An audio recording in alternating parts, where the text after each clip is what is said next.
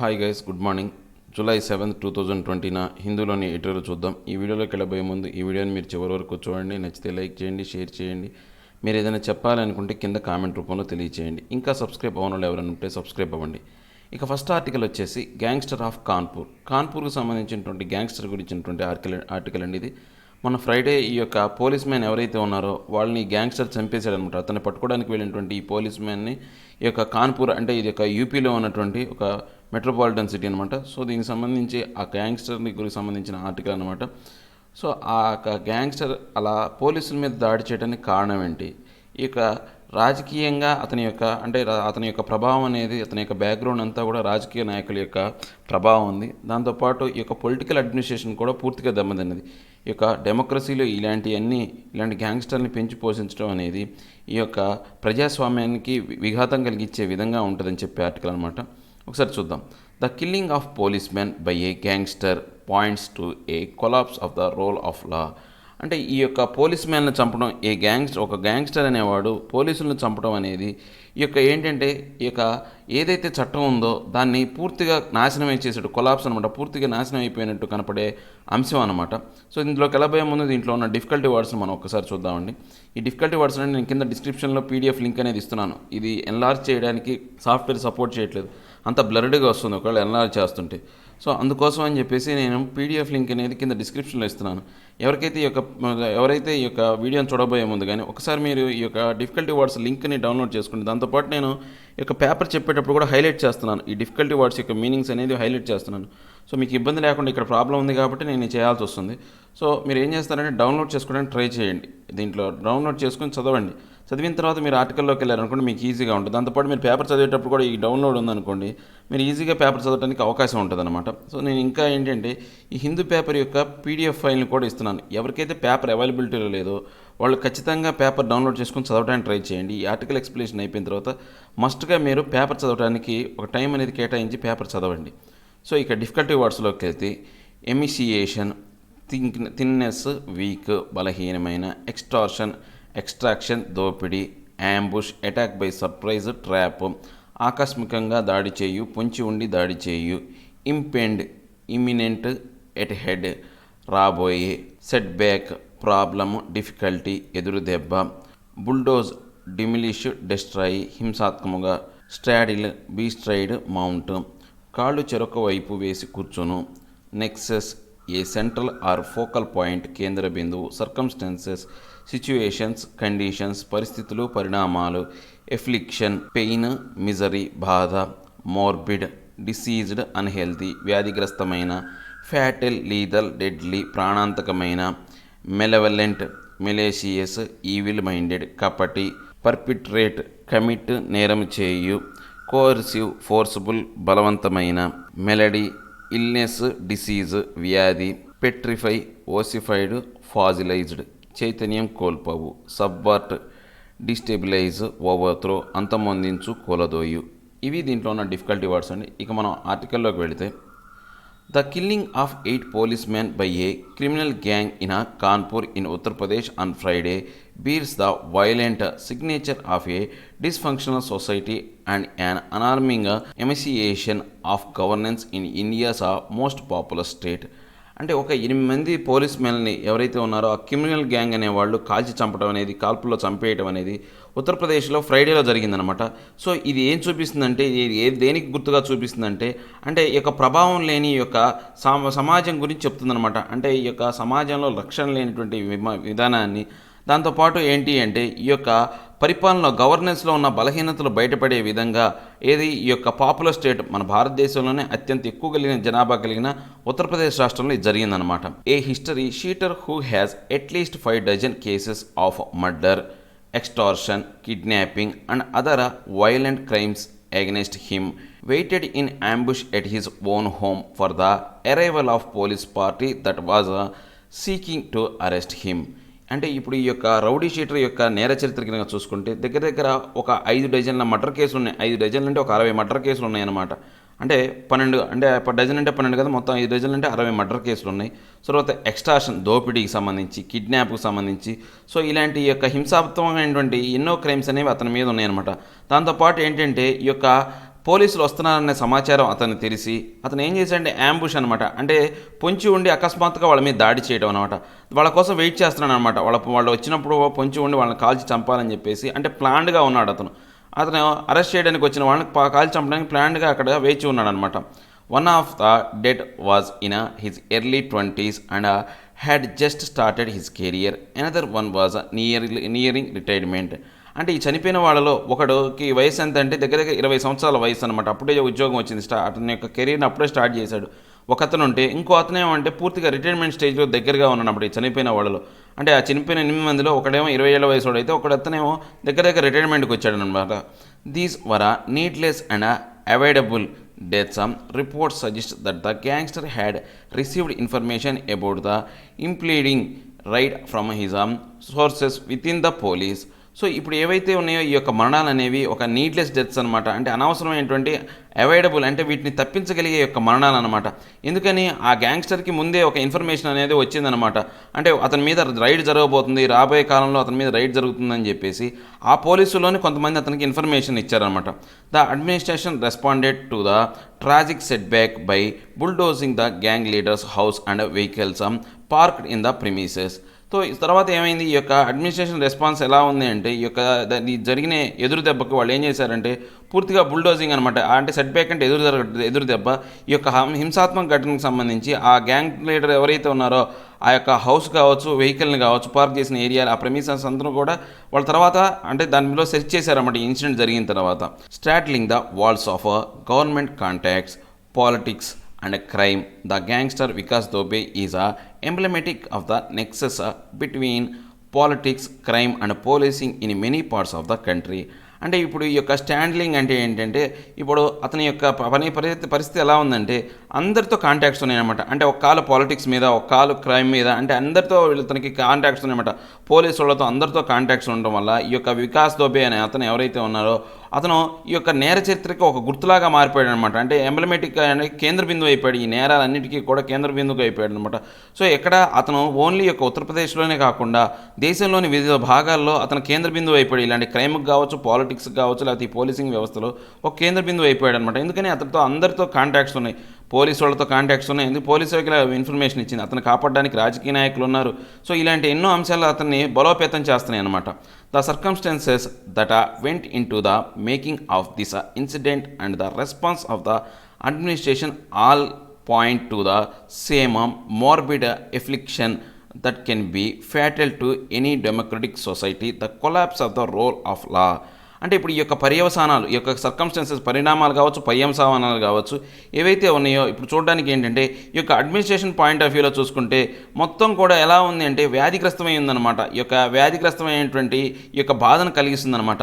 So ఇలాంటి అంశాలు అనేవి ఈ యొక్క డెమోక్రటిక్ సొసైటీకి ఫ్యాటల్ అంటే ఏంటంటే ప్రాణాంతకం అయిందనమాట. సో ఈ యొక్క రూల్ ఆఫ్ లా అనేది ఏదైతే ఉందో, చట్టబద్ధమైనటువంటి ఈ యొక్క అంశాలు ఏవైతే ఉన్నాయో అవి పూర్తిగా నాశనం చేసే విధంగా ఉంటుందన్నమాట ఇలాంటి పరిణామాలు అనేవన్నీ కూడా. Criminal gangs shielded by politics and police forces that bend to cast communal and political vested interest for a malevolent circuit that perpetuates itself and awards its patrons. అంటే ఇప్పుడు ఈ యొక్క క్రిమినల్ గ్యాంగ్స్కి ఈ యొక్క పాలిటిక్స్ అనేవి షెల్టర్ ఇవ్వటం, అంటే వాళ్ళని కాపాడటం, షెల్టర్ ఇవ్వటం కావచ్చు. షీల్డ్ అంటే ఏంటంటే వాళ్ళని కాపాడటం. తర్వాత ఈ యొక్క పోలీస్ ఫోర్సెస్ అనే వాళ్ళు కూడా వాళ్ళకి అనుకూలంగా ఉండటం అనేది రకరకాల కారణాలు ఉన్నాయి. క్యాస్ట్ వల్ల ఉండొచ్చు, అంటే ఒకే కులానికి చెందిన వ్యక్తి అని చెప్పి ఈ పాలిటిక్స్ కావచ్చు, ఈ పోలీసు వాళ్ళు కాపాడచ్చు. లేకపోతే ఈ కమ్యూనిటీ ఒకే కమ్యూనల్కి సంబంధించిన వాళ్ళని చెప్పేసి, లేదా రాజకీయపరమైనటువంటి పొలిటికల్ వ్యాస్టెడ్ అనమాట, పొలిటికల్ వ్యాస్టెడ్ ఇంట్రెస్ట్, అంటే రాజకీయపరమైనటువంటి ఈ యొక్క ప్రయోజనాల అంశాలను దృష్టిలో పెట్టుకొని వీళ్ళందరూ కూడా మెనవలెంట్ సర్క్యూట్ అనమాట. ఒక కపటి, అంటే మెనవలెంట్ ఏంటంటే కపటిలాగా వ్యవహరిస్తున్నాను అనమాట. దీనివల్ల ఏంటంటే ఈ యొక్క నేరం చేయాలనే యొక్క ప్రవృత్తి, నేరం చేసే యొక్క ప్రవృత్తి అనేది రోజుకి పెరిగిపోయి ఇలాంటి ప్యాటర్న్స్ అనేవి, అంటే ఇలాంటి విధానాలు అనేవి మనకి ఎక్కువగా కనపడుతున్నాయి అనమాట. These individuals in uniform ended up paying with their lifes for this. ఈ పైన చెప్పిన అన్ని పర్యవసానాలకు ఈ యొక్క అద్దం పట్టే విధంగా వీళ్ళ యొక్క జీవితాలను కోల్పోయారన్నమాట. ఈ యొక్క 8 మంది ఎవరైతే ఉన్నారో ఆ పోలీస్ ఆఫీసరు వాళ్ళ యొక్క జీవితాలను కోల్పోవాల్సిన పరిస్థితి ఏర్పడింది పైన చెప్పిన కారణాల వల్ల. Police force is the coercive arm of the state often in direct contact with ordinary citizens. అంటే ఇప్పుడు ఈ యొక్క పోలీస్ ఫోర్స్ అనేది ఒక బలవంతమైందనమాట. అంటే కోర్సు అంటే బలవంతమైనటువంటి ఒక ఆర్మీ వ్యవస్థ అనేది ఇక ఆర్డినరీ సిటిజన్స్ మీద అయితే వీళ్ళు చాలా బలవంతంగా ఒక బలోపేతమైనటువంటి యొక్క వ్యవస్థ అనేది ఇది. The quality of policing therefore has an outsized impact on the overall quality of governance. అంటే ఇప్పుడు ఈ యొక్క పోలీస్ వ్యవస్థ ఎంత బలోపేతం క్వాలిటీ అనేది ఎంత బాగా ఉంటుందో ఈ యొక్క పూర్తిగా గవర్నెన్స్ యొక్క క్వాలిటీ కూడా అంటే ఈ యొక్క పరిపాలన విధానం యొక్క క్వాలిటీ కూడా అంత మంచిగా ఉంటుందన్నమాట. Poor training an alienating and dehumanising work environment, corruption and a lack of resources add to the crisis in policing. అంటే ఇప్పుడు ఏదైతే ఉందో పూర్ ట్రైనింగ్ వాళ్ళకి సరైనటువంటి ట్రైనింగ్ ఇవ్వకుండా అంటే ఫిజికల్ మెంటల్ ట్రైనింగ్ ఇవ్వకుండా తర్వాత వాళ్ళని ఏలినేటింగ్ అనమాట అంటే సమాజం నుంచి వాళ్ళని దూరంగా పెట్టడం, తర్వాత డీహ్యూమనైజింగ్ వర్క్స్ అనమాట అమానవీయ కోణాల్లో వాళ్ళ యొక్క అంటే డీహ్యూమనైజింగ్ ఎన్వైర్న్మెంట్ అంటే వర్క్ ఎన్వైర్న్మెంట్ అంటే వాళ్ళ యొక్క పనిచేసే యొక్క పరిసరాలన్నీ కూడా అంటే అమానవీయంగా ఉంటాయి అనమాట, మానవతా విలువలు కలిగి ఉండవు అనమాట. దాంతోపాటు కరప్షన్, తర్వాత వాళ్ళకి ఈ యొక్క ఆయుధాలకు సంబంధించి కానీ ల్యాక్ ఆఫ్ సోర్సెస్ అనమాట అంటే ఆ రక్షణ కల్పించడానికి వాళ్ళ సరైనటువంటి వాళ్ళకి ఈ యొక్క ఆయుధ వ్యవస్థ అనేది ఇవ్వకపోవటం వల్ల ఈ యొక్క క్రైసిస్ అనేవి అంటే ఈ యొక్క సంక్షోభం అనేది ఏర్పడింది అనమాట ఈ పోలీసింగ్లో. Politicians in a power often use the police the same way politicians out of power use gangsters. అంటే ఇప్పుడు ఈ యొక్క పాలిటీషియన్స్ ఏం చేస్తారంటే ఒక్కొక్క సమయంలో ఈ పోలీస్ వ్యవస్థను ఈ యొక్క అవుట్ ఆఫ్ పవర్లో ఉన్నటువంటి గ్యాంగ్స్టర్స్ని ఎలా అయితే ఉపయోగిస్తారో ఒక్కోసారి పోలీస్ వ్యవస్థను కూడా మనం వీళ్ళు అలానే అంటే ఉపయోగిస్తూ ఉంటారన్నమాట. మనం చాలా ఇన్సిడెంట్లో కూడా చూసామన్నమాట. పోలీసులే రౌడీలాగా వ్యవహరించే అంశాలనే మనం చాలా చోట్ల చూసామన్నమాట. Not surprisingly there are times when the police are mirror in character the criminal gangs they chase down. So ఒక్కొక్కసారి ఏంటంటే మనకు ఆశ్చర్యపోవాల్సిన అవసరం ఏం కాదన్నమాట. నాట్ సర్ప్రైజింగ్లీ ఒక్కోసారి ఈ యొక్క పోలీసులు వాళ్ళు ఎలా అయితే మన యొక్క అంటే క్రిమినల్స్ని చేజ్ చేస్తారో అలానే ఒక్కోసారి క్రిమినల్స్ కూడా పోలీసులను చేజ్ చేసే సందర్భాలు కూడా మనం చూసాం. ఇప్పుడే చూసాం కదా, డైరెక్ట్ 8 మందిని చంపారనమాట. యూపీ ఈజ్ ఆ నాట్ యూనిక్. అంటే ఇలాంటి అంశాల్లో ఈ యొక్క యూపీ అంటే ఉత్తరప్రదేశ్ ప్రభుత్వం అనేది సపరేట్ ఏం కాదనమాట. But these uh maladies reveal themselves on a petrifying scale in the state. So ఇప్పుడు ఈ యొక్క ఏదైతే ఈ యొక్క అంశాలు ఏవైతే ఉన్నాయో ఈ యొక్క వ్యాధి అంటే ఇలాంటి బాధాకరమైన అంశాలు కావచ్చు లేకపోతే ఇలాంటి వ్యాధిగ్రస్తమైనటువంటి ఈ చర్యలు అనేవి ఈ యొక్క రాష్ట్రంలో అక్కడ చైతన్యం కోల్పోయే అంశాలుగా అంటే ఈ యొక్క పోలీస్ వ్యవస్థ అంతా కూడా నిద్రాణంగా ఉంది అని తెలియజేసే వ్యవస్థలాగా ఉందన్నమాట. ఇలాంటి పనులు అనేవి కనపడుతున్నాయి అన్నమాట ఈ యొక్క విధానం ద్వారా అంటే ఇప్పుడు జరిగిన అంశం ద్వారా. Chief minister Yogi Adityanath has a declared tough on crime policy, but this has sometimes meant that the police resort to shortcuts that subvert the legal course. అంటే ఇప్పుడు ఈ యొక్క చీఫ్ మినిస్టర్ ఏంటంటే యోగి ఆదిత్యనాథ్ ఈ యొక్క క్రైమ్ మీద ఆయన యొక్క ఉక్కుపాదాన్ని పెట్టాలని చెప్పేసి అంటే గట్టైన చాలా వరకు ప్రభావవంతమైనటువంటి పాలసీస్ అనేవి తీసుకొచ్చాడనమాట. కానీ పోలీసులు ఒక్కోసారి ఏంటంటే ఇలాంటి సంబంధించిన అంశాల్లో కొంచెం అడ్డదారిని వ్యవహరిస్తుంటారనమాట. అంటే యొక్క షార్ట్ కట్స్ను ఉపయోగిస్తూ ఉంటారనమాట. సో అలాంటి షార్ట్ కట్లు ఉపయోగించడం వల్ల ఇలా సబ్వర్ట్ అనమాట పూర్తిగా ఈ యొక్క లీగల్ కోర్స్ అనేది కూలదోసే విధంగా ఉందన్నమాట.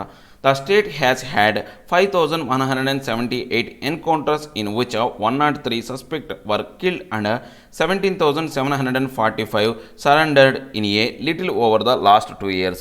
అంటే గడిచిన 2 సంవత్సరాల్లో చూసుకుంటే మొత్తం 5,178 ఎన్కౌంటర్లు అనేవి జరిగినాయి అనమాట. సో 103 మంది ఎవరైతే సస్పెక్ట్స్ ఉన్నారో వాళ్ళందరినీ చంపేశారు.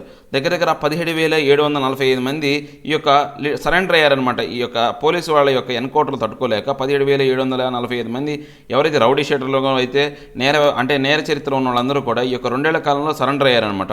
Questionable coercive measures such as collective punishment and criminalisation of political protests and suppression of freedom of expression have also been mainstreamed as regular policing tools.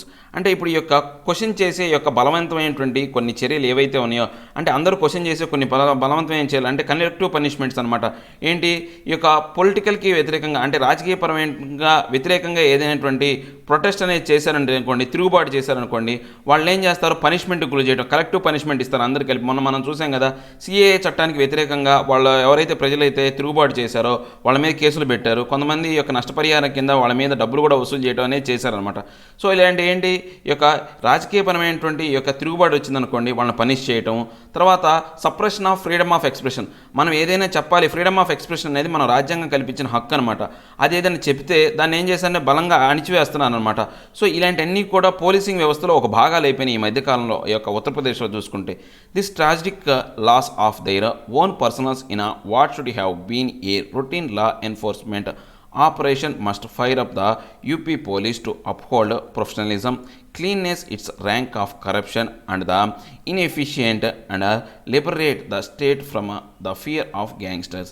అంటే ఇప్పుడు ఈ యొక్క ట్రాజిక్ లాస్ అనమాట. అంటే ఈ బాధాకరమైనటువంటి తమలోని భాగమైనటువంటి కొంతమంది పోలీస్ ఆఫీసర్లు, ఒక 8 మంది పోలీస్ ఆఫీసర్లు చనిపోవటం అనేది ఈ యొక్క రొటీన్గా కాకుండా వీళ్ళు ఏంటంటే దీన్ని భిన్నంగా తీసుకొని యూపీ పోలీస్ అనేవాళ్ళు ప్రొఫెషనలిజంగా అంటే నైపుణ్యంతో వ్యవహరించి వాళ్ళు ఏంటంటే ఇంతవరకు కరప్టెడ్ ఆఫీసర్స్ అనే ఒక పేరు ఏదైతే ఉందో దాంట్లోంచి క్లెన్స్ అవ్వాలి. అంటే దాంట్లోంచి ఆ మాలిన్యాన్ని తొలగించుకొని వాళ్ళు ఎఫిషియెంట్గా వర్క్ చేసి ఈ యొక్క ఏదైతే రాష్ట్రంలో ఈ యొక్క గ్యాంగ్స్టర్స్ అనే భయం ఏదైతే ఉందో దాన్ని పూర్తిగా పాలదోలే విధంగా ఇప్పటికైనా కానీ ఈ యొక్క పోలీస్ వ్యవస్థ అనేది మేల్కోవాలని చెప్తున్నారు అనమాట.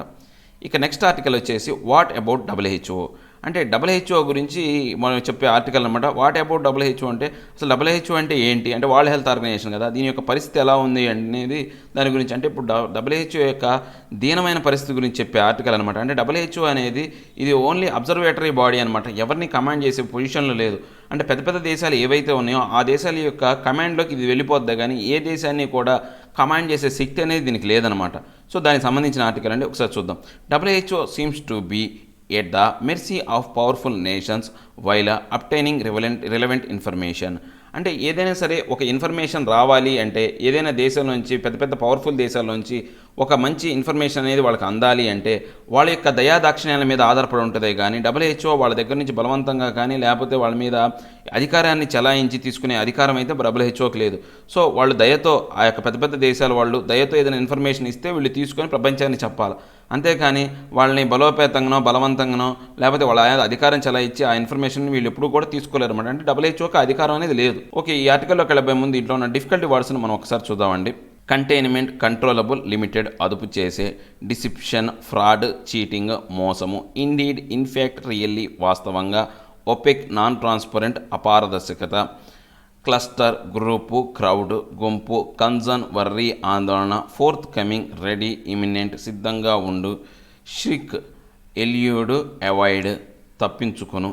ఇవి దీంట్లో ఉన్న డిఫికల్టీ వర్డ్స్ అండి. ఇక మనం ఆర్టికల్లోకి వెళితే in a bit to cover up his own failure in COVID-19 containment and limit the number of deaths in the country, US President Donald Trump has been accusing China of secrecy, deception and a cover-up in an outbreak and the World Health Organization of being China-centric. అంటే ఇప్పుడు ఏది ఈ COVID-19 సంబంధించి దాన్ని అదుపు చేయడానికి కావచ్చు లేకపోతే దానివల్ల సంభవించే మరణాలని కంట్రోల్ చేయడానికి సంబంధించి ఈ యొక్క US ప్రెసిడెంట్ అనే అతను డొనాల్డ్ ట్రంప్ పూర్తిగా ఫెయిల్ అయ్యాడనమాట. తన యొక్క ఫెయిల్యూర్ని తన మీద వేసుకోకుండా దీనికి కారణం ఎవరు అంటే చైనా వ్యవహరిస్తున్నటువంటి ఈ యొక్క సీక్రెసీ అనమాట, రహస్యంగా లేకపోతే యొక్క డిసిప్షన్ అనమాట. అంటే ఈ యొక్క మోసపూరితంగా వ్యవహరించడం, సో దాన్ని కవర్ చేయటం. దాంతోపాటు ఈ యొక్క వరల్డ్ హెల్త్ ఆర్గనైజేషన్ కూడా ఇక చైనా సెంట్రిక్గా అంటే చైనాని కేంద్ర బిందువుగా చేసుకొని వ్యవహరిస్తుంది. వరల్డ్ హెల్త్ ఆర్గనైజేషన్ అనేది చైనా తొత్తుగా ఉందని చెప్పేసి ఆయన నింద వేశాడు మిస్టర్ ట్రంప్ అనే అతను. Mister Trump could not have known it but there is now evidence that WHO had not been fully transparent during the early stage of outbreak in Wuhan and China had indeed been more opaque than already known. అంటే ఇప్పుడు ఈ యొక్క world health organisation ఏదైతే ఉందో ఆ యొక్క సమయంలో ఆ అవుట్బ్రేక్ సమయంలో పూర్తిగా ఏంటి అంటే దానికి ఏంటంటే ట్రాన్స్పరెంట్గా లేదు, ఏ అంశం కూడా దానికి పారదర్శకంగా తెలియట్లేదని చెప్పేసి ట్రంప్కు తెలియదేమో. ఇప్పుడు దానికి సంబంధించిన ఎవిడెన్స్ అనేది దొరికిందనమాట. ఈ యొక్క ఇనీషియల్ స్టేజెస్లో చైనా అనేది ఇండీడ్ అంటే వాస్తవంగా చైనా ఏం చేసిందంటే చాలా వరకు అపారదర్శకంగా ఒపిక్గా అనమాట, అపారదర్శకంగా ఉంది. ఎవరికి ప్రపంచాన్ని దేనికి వరల్డ్ హెల్త్ ఆర్గనైజేషన్కి కాదు ప్రపంచంలో ఏ అంశం ఎవరికి కూడా ఈ యొక్క అంశాన్ని తెలియకుండా జాగ్రత్త పడింది. సో దానికి సంబంధించిన ఇప్పుడు ఆధారాలు అనేవి దొరికినమాట. అంటే దీంట్లో వరల్డ్ హెల్త్ ఆర్గనైజేషన్ తప్పేం లేదనమాట. ఇది తప్పు ఉంటే దాని చైనాది మాత్రమే ఉందని చెప్తున్నారు. If WHO gave an impression that on December 31st China had alerted it, the June 29th revised timeline of the world body classifies the fact to a great degree. అంటే ఇప్పుడు ఈ యొక్క వరల్డ్ హెల్త్ ఆర్గనైజేషన్ ఈ యొక్క December 31 సంబంధించి ఒక impression అనేది ఇచ్చిందనమాట. ఈ యొక్క చైనా సంబంధించిన అంశం గురించి కొంత అలర్ట్ చేసిందనమాట.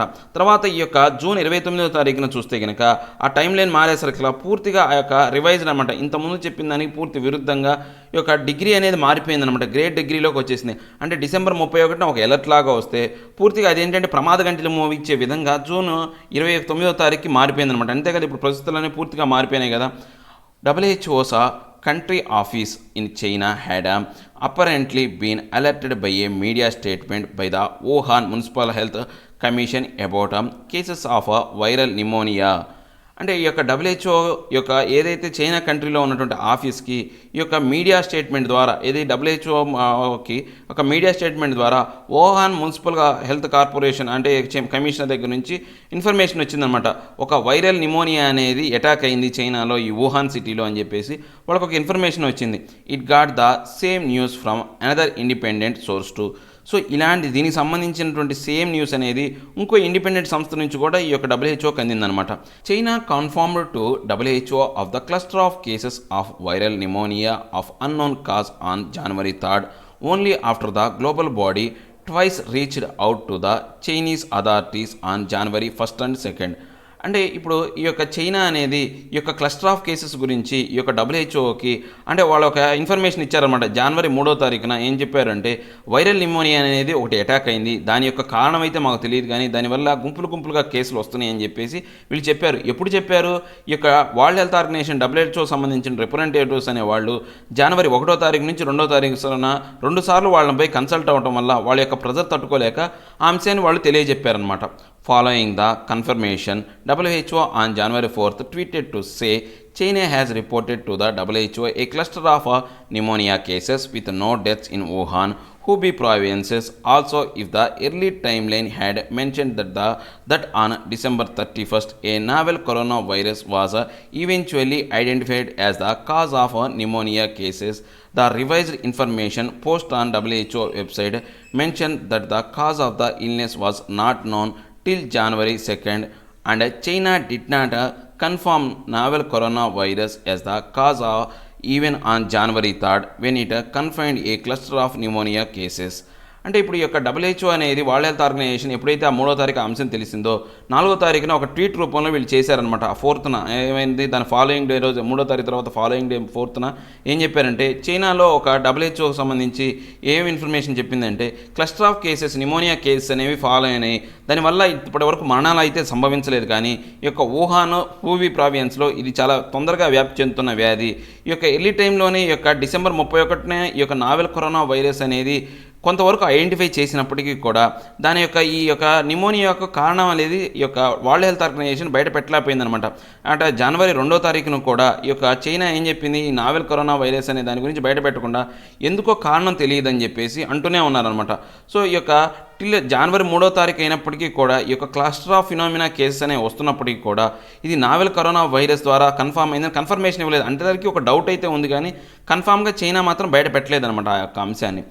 At least on 3 occasions, including on January 30, when the health emergency of international concern was declared, WHO had publicly praised China for its commitment to transparency. అంటే ఇప్పుడు మనకు 3 అకేషన్స్ని మనం చూసామన్నమాట. ఇప్పుడు మనకు డిసెంబర్ 31 ఒకటి, జనవరి 3rd ఒకటి, తర్వాత మళ్ళీ జనవరి 31 ఈ 3 అకేషన్లో మనం చూసుకుంటే ఈ యొక్క ఇంటర్నేషనల్ కన్సర్న్ అంటే ప్రపంచానికి సంబంధించినటువంటి ఆందోళన దృష్టిలో పెట్టుకొని డిక్లేర్ చేస్తూ ఈ యొక్క అంశాన్ని గురించి వీళ్ళు అప్పటికీ క్లారిఫికేషన్ ఇవ్వలేదన్నమాట. ఇంకా WHO ఏంటంటే పబ్లిక్గా చైనాని ప్రైజ్ చేసిందనమాట. సో ఈ యొక్క వ్యాధికి సంబంధించి చైనా అనేది చాలా పారదర్శకంగా ఉంది, కమిట్మెంట్ టు ట్రాన్స్పరెన్సీ అంటే చాలా పారదర్శకంగా ఉంది అని చెప్పేసి వాళ్ళని పొగడతలతో ముంచేసిందనమాట. While it also said China was setting a new standard for outbreak response and called the quick sharing of whole genome sequence data of the virus as very impressive. Independent investigation revealed a different situation. China was not very forthcoming. అంటే ఈ తర్వాత ఏం చెప్పింది, ఈ యొక్క China అనేది చాలా వరకు దీన్ని ఈ యొక్క అవుట్బ్రేక్ రెస్పాన్స్ అనే దాన్ని కొత్త విధానాన్ని అవలంబిస్తుంది. దీనికి సంబంధించి ఏంటంటే ఈ యొక్క జీనోమ్ సీక్వెన్స్ అనేది అంటే ఆ వైరస్ అనేది ఎలా పరిణామం చెందుతుంది, అంటే ఈ యొక్క పరిణామ క్రమం ఎలా ఉంది అనే దాని గురించి చాలా బాగా ఇంప్రెసివ్గా ఎక్స్ప్రెస్ చేసింది, అంటే ఎక్స్ప్లెయిన్ చేసింది. సో ఈ యొక్క చాలా వరకు ప్రభావవంతంగా వ్యవహరించిందని వరల్డ్ హెల్త్ ఆర్గనైజేషన్ చెప్పినప్పటికీ ఇప్పుడు ఏదైతే ఇండిపెండెంట్ ఇన్వెస్టిగేషన్ ఏదైతే చేశారో ఆ యొక్క ఇన్ఫర్మేషన్ అనేది ఇన్వెస్టిగేషన్ ద్వారా మనకి ఏం తెలిసిందంటే డిఫరెంట్ సిచ్యువేషన్ అనేది మనకు బయటపడింది అనమాట. అంటే ఇప్పుడు దాకా వరల్డ్ హెల్త్ ఆర్గనైజేషన్ అప్పుడు ఏం చెప్పింది, చాలా వరకు బాగా చేశారన్నారు కానీ చైనా అనేది నాట్ వెరీ ఫోర్త్ కమింగ్, ఆ యొక్క వ్యాధికి సిద్ధంగా లేదనమాట. అంటే ఆ వ్యాధి వస్తుందని తెలిసినప్పటికీ కూడా దానికి సరైనటువంటి సన్నద్ధత అనేది ఈ యొక్క చైనా వద్ద లేదని చెప్పేసి ఇప్పుడు ఇండిపెండెంట్ ఇన్వెస్టిగేషన్ అనేది మనకు తెలియజెప్పింది అనమాట. The world knew of human to human transmission in China only on January 20 and the global body was often kept in the dark. అంటే ఇప్పుడు ఈ యొక్క వ్యాధి అనేది మనిషి నుంచి మనిషి సంక్రమిస్తుందనే అంశం అనేది మనకు జనవరి 20వ తారీఖునే తెలిసింది. కానీ ఈ యొక్క గ్లోబల్ బాడీ ఏదైతే ఉందో వరల్డ్ హెల్త్ ఆర్గనైజేషన్ ఈ యొక్క అంశాన్ని చీకట్లో పెట్టిందనమాట. అంటే బయట ప్రపంచానికి తెలియకుండా దాచేసింది. Scientific evidence strongly suggest that the outbreak began at least by early November. అంటే ఇప్పుడు ఈ యొక్క సాంకేతికపరమైనటువంటి ఈ యొక్క సాక్ష్యాల ఆధారంగా మనం కనుక చూస్తే ఈ యొక్క వ్యాధి యొక్క అవుట్బ్రేక్ అనేది ఎప్పుడో నవంబర్లోనే మొదలైంది, 2019 నవంబర్లోనే మొదలైంది. కానీ జనవరి 20వ తారీఖున ఇది మనుషుల నుంచి మనుషులకు ట్రాన్స్మిట్ అవుతుందని తెలిసినా చెప్పలేదు. చూడండి ఎంత టైం పట్టిందో, దగ్గర దగ్గర 3 నెలల కాలం పైనే అనేది వీళ్ళకి టైం ఉంది. ఆ టైంలో కనుక తెలియజేసి ఉంటే కనుక ప్రపంచం ఇంత అస్తావ్యస్తమై ఉండేది కాదనమాట. Apparently, WHO had to keep praising China so that it shared information. So అప్పటికీ కూడా అంటే అపరెంట్లీ ఆ సమయానికి కూడా WHO అనేది ఇంకా చైనాని పొగుడుతూ వస్తూనే ఉందన్నమాట. ఈ యొక్క ఏదైతే కొద్ది ఇచ్చిన ఆ కొంత ఇన్ఫర్మేషన్తోనే చైనాని గొప్పగా పొగుడుతూ వస్తుందన్నమాట. Surely powerful nations cannot be allowed to endanger lives around the world by striking responsibility. అంటే ఇప్పుడు ఏవైతే ఈ యొక్క ప్రపంచంలో శక్తివంతమైనటువంటి దేశాలు ఏవైతే ఉన్నాయో ఈ యొక్క ప్రజల ప్రాణాలని పణంగా పెట్టి అంటే వాళ్ళ యొక్క బాధ్యతల నుంచి ఉపసంహరించుకొని అంటే దూరంగా పడేసి ఆ బాధ్యతలు ఏవైతే రెస్పాన్సిబిలిటీస్ నుంచి దూరంగా పడేసుకోవడం కావచ్చు, తప్పించుకోవడం కావచ్చు, ఇలాంటి ఎంతోమంది ప్రాణాలని ప్రమాదకరమైన స్థితిలో పెట్టడం అంటే ఎండేంజర్ లైఫ్స్ వాళ్ళ యొక్క ప్రాణాలను పణంగా పెట్టడం అనేది సరైనటువంటి అంశం కాదనమాట. China was evidently refused to learn lessons from the disastrous handling of the 2002 socks outbreak. అంటే ఇప్పుడు చైనా అనేది 2002 సాక్స్ అవుట్బ్రేక్ అనేది వచ్చిందనమాట. అది నేర్పించినటువంటి ఈ యొక్క వినాశనకరమైనటువంటి పాఠాలు అనేవి ఈ యొక్క చైనా అనేది అంటే అసలుకు ఎవిడెంట్గా అంటే సాక్ష్యాల రూపంలో అసలు ఇష్టపడట్లేదన్నమాట. దాని నుంచి వచ్చిన పాఠాలని నేర్చుకోవడానికి చైనా అసలు ఇష్టపడట్లేదన్నమాట. The current pandemic continues to infect millions, killing more than 5,30,000 and destroying livelihoods and the world economy. అంటే ఇప్పుడు ఈ యొక్క కరెంట్ పెండమిక్ ఏదైతే ఉందో ఈ యొక్క ప్రస్తుతం ఉన్నటువంటి ఈ వ్యాధి కోవిడ్-19 అనే వ్యాధి దగ్గర అంటే ఇప్పుడు చాలా వరకు ఎంతమంది ఇన్ఫెక్ట్ అయ్యిందంటే మిలియన్స్ ఆఫ్ పీపుల్ అంటే కొన్ని 10 లక్షల్లోనే యొక్క జనాలు అనే వాళ్ళకి ఈ యొక్క ఇన్ఫెక్షన్ అనేది అంటే ప్రాబల్యం పొందిందంటే వ్యాపించింది. సో దగ్గర 5,30,000 మంది పూర్తిగా ఈ యొక్క వ్యాధి కారణంగా చనిపోయారనమాట. సో దాంతోపాటు ఇంకా ఏంటంటే ఈ యొక్క జీవనాధారాలు చాలామంది యొక్క లైవ్లీహుడ్స్ జీవనాధారాలు కోల్పోయారు. మన భారతదేశంలోనే ఈ మైగ్రెంట్ వర్కర్లు కావచ్చు, నార్మల్ పీపుల్ కావచ్చు, చాలామంది యొక్క ఏవైతే జీవనాధారం ఉద్యోగాలు అనేవి కోల్పోయారనమాట. ఈ యొక్క ప్రపంచ ఆర్థిక వ్యవస్థ అనేది చిన్నాభిన్నం అయిపోయిందనమాట. At least some of the impact could have been lessened by more proactive action on the part of China and by lesser reverential attitude on the part of WHO. అంటే ఇప్పుడు చైనా కనుక కొంతవరకు ప్రోయాక్టివ్గా ఈ యొక్క అంశానికి సంబంధించి కొంతవరకు నిజాయితీగా కానీ యాక్టివ్గా కానీ ఉండుంటే ఈ యొక్క ప్రపంచం అనుభవిస్తున్నటువంటి ఈ యొక్క ఏదైతే సంక్షోభం అనేది కొంతవరకు దాని యొక్క ప్రభావం కావచ్చు, ఉద్రిక్త అనేది కొంతవరకు తగ్గేది. దాంతోపాటు ఈ యొక్క ఏదైతే WHO కూడా దాని యొక్క సంబంధించినటువంటి యాటిట్యూడ్ అనేది ఈ యొక్క చైనా విధానంలో ఉన్నటువంటి యాటిట్యూడ్ అనేది కొంతవరకు మార్చుకొని ఉండుంటే కనుక ఈ యొక్క పరిస్థితుల పరిణామాలు అనేవి ఇలా అంత తీవ్రంగా సంభవించేవి కావు అని చెప్తున్నారనమాట. ఇవండి ఈరోజు నా హిందూలోని 2 ఆర్టికల్ ఎక్స్ప్లెనేషన్. నా ఎక్స్ప్లెనేషన్ మీకు నచ్చినట్లయితే లైక్ చేయండి, షేర్ చేయండి. మీరు ఏదైనా చెప్పాలి అనుకుంటే కింద కామెంట్ రూపంలో తెలియచేయండి. ఇంకా సబ్స్క్రైబ్ అవ్వని వాళ్ళు ఎవరైనా ఉంటే సబ్స్క్రైబ్ అవ్వండి. Thank you very much.